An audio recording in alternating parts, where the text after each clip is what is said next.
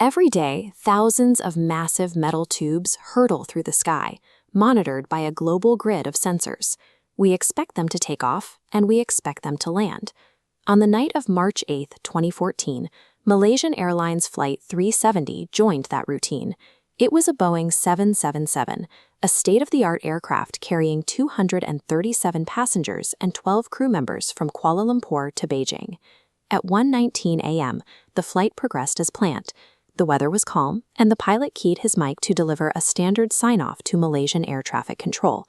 "Good night, Malaysian 370. Moments later, the plane's transponder went dead. A transponder is the electronic transmitter that broadcasts an aircraft's identity and location to ground control. Without it, the flight vanished from civilian radar screens. A 300-ton commercial airliner had disappeared. No distress call was sent. No mayday was broadcast. In a world blanketed by GPS and constant surveillance, this was a technological impossibility. Military radar records told a different story. They tracked the aircraft long after it vanished from civilian screens. Instead of crashing into the South China Sea, the aircraft had banked hard. It executed a sharp U-turn and flew back across the Malaysian peninsula. To find its final path, experts analyzed a secondary tracking system. Commercial aircraft engines automatically send hourly pings to satellites. These signals are known as handshakes. These handshakes continued for 7 hours. Satellite data proved the Boeing 777 remained in the air, heading south into the Indian Ocean until its fuel ran out. This data changed the investigation. Experts realized they weren't looking for a plane that suffered a sudden, catastrophic physical failure. They were trying to figure out why an aircraft flew itself into oblivion. This map shows the geographical scale of the search zone. Finding that plane meant scaling a patch of the deep southern Indian Ocean, larger than the entire United Kingdom. A global coalition of 26 countries spent years dragging advanced sonar grids and deep-sea robots across the pitch-black ocean floor. Yet the main wreckage was never found. Only a few torn metal panels washed up on distant, isolated islands like Reunion, thousands of miles from the search zone. With the physical planes still lost in the deep, investigators have had to rely on deduction. They must stress test the surviving digital data against the top theories. We can test these theories against 3 technical facts. First, the plane's transponders were manually shut down. Second, the aircraft executed a controlled U-turn.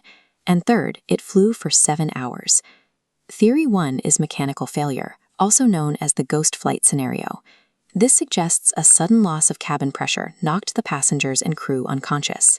If the crew was incapacitated, it explains how the plane could cruise in a straight line on autopilot until its fuel tanks ran dry. But the data creates a conflict. Oxygen loss doesn't explain manually disabled systems or a complex U-turn. That leads to Theory 2, hijacking. Hostile actors taking the cockpit accounts for the systems going dark and the sudden change in direction. However, hijackings typically have motives. Since MH370 vanished, no group has ever claimed responsibility. There was no ransom demand and no political statement. Beyond that, hijackers seize planes to reach a destination. Flying 7 hours into the most desolate stretch of ocean on Earth lacks a logical goal. This leaves the third theory, deliberate action by the captain. A pilot taking control fits the technical timeline. An expert could disable transponders, turn the plane, thread international borders to dodge radar, and point toward the deep ocean. Yet this theory remains unproven. Despite intense background investigations, police never found a suicide note or a clear motive to explain why a respected captain would do this.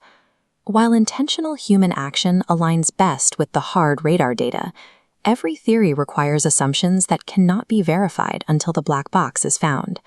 Because the answers are buried, people have filled the silence with wild theories. Speculation about alien abductions or hidden military bases creates noise that distracts from the actual evidence. When we strip away the technical arguments, the human weight remains. 239 people boarded a routine flight and never came home. For their families, the lack of wreckage means a lack of closure. They remain in a state of uncertainty, waiting for answers that haven't arrived in 10 years. This disappearance reveals a gap in our engineering. We believe our satellites have eliminated the unknown, yet a 300-ton machine found a blind spot in our hyper-connected world. The Earth is still vast enough to swallow a massive aircraft without a trace. MH370 remains an open wound in aviation history, waiting for the deep to reveal its secrets.